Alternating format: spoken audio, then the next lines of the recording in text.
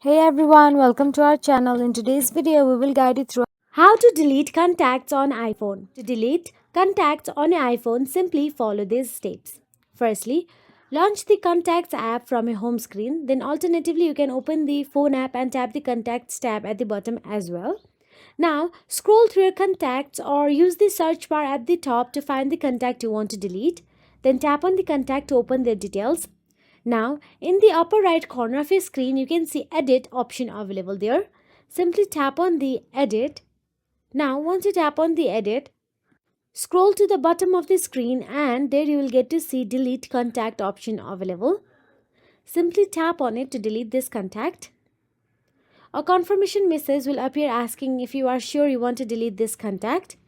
Then tap Delete Contact again to confirm.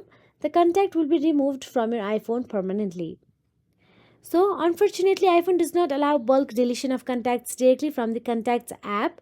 So, you will have to do it individually. If you found this video helpful, please like, share, and subscribe our channel. And thank you so much for watching.